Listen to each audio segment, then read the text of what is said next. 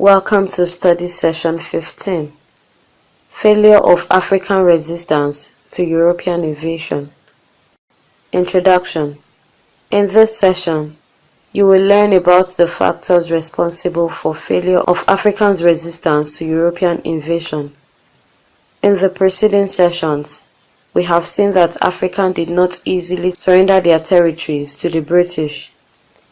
We also stressed that African rulers who initially signed treaties with Europeans later abrogated the treaties immediately they realized the adverse implications of the document on the sovereignty of their states and kingdoms. We have discussed various examples of how Africans resisted European invasions with strong determination. The Libyans, Tanzanians, Ethiopians, and Africans in West Africa stoutly defended the sovereignty of their territories against European invasion. However, despite their determined efforts, they, except the Ethiopians, failed to drive away the European invaders. Learning outcomes. When you have studied this session, you should be able to discuss the various factors responsible for the failure of African resistance to European invasion. Factors responsible for the failure of African resistance. 1. Many factors were responsible for the failure of African resistance to European invasion. Firstly, Africans were not united against European invaders.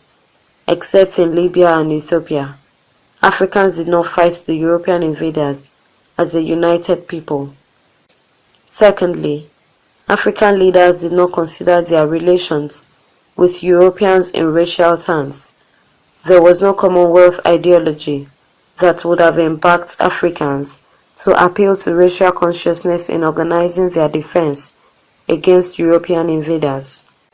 Thirdly, dynastic disputes, which were very common in many African states and kingdoms, weakened African resistance to their European invaders. Rival princes usually allied with Europeans against each other. Fourthly, in addition to dynastic disputes, religious differences created divisions among Africans. Factors responsible for the failure of African resistance. 2.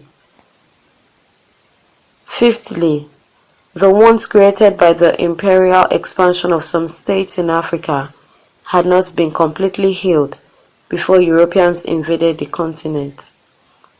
Before and in the 19th century, many powerful states or kingdoms in Africa had expanded its territories at the expense of weaker ones. The weaker ones, which had been made subordinate or vassals by their stronger neighbors, still nursed desires to regain their independence. Sixthly, many African states and kingdoms had either declined or were on the verge of decline when the Europeans struck. For instance, the old Oyo Empire had declined and fallen. Its successor states were engaged in political and economic rivalries. Some states or kingdoms that had not declined were rendered politically weak as a result of their constant wars with their neighbors. Factors responsible for the failure of African resistance. 3.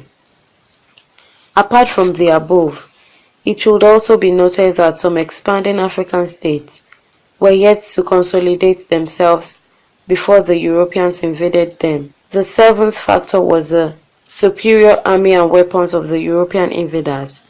The Industrial Revolution made Europeans to be technologically superior to Africans. Old weapons hitherto used in Europe were replaced with new ones. Indeed, by 1889, the Maxim gun had been invented. The new weapons, including rockets and cannons, were used by European invaders. Apart from the disparity between the invaders and Africans in weapons, there were also a lot of difference in the nature and discipline of their armies. European armies were well trained and disciplined. Most African states and kingdoms did not have regular armies. Their soldiers were made of irregulars, hunters, farmers, and volunteers who fought only whenever their territories were attacked by enemies. In other words, most African armies were ad hoc armies. It can be seen from the foregoing that the political situations in Africa, the technological and military superiority of the European invaders accounted for the failure of African resistance.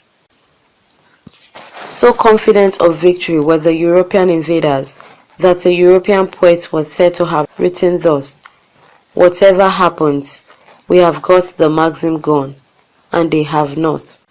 Summary: in this study session, you have learned that 1. Africans did not combine efforts to fight their invaders.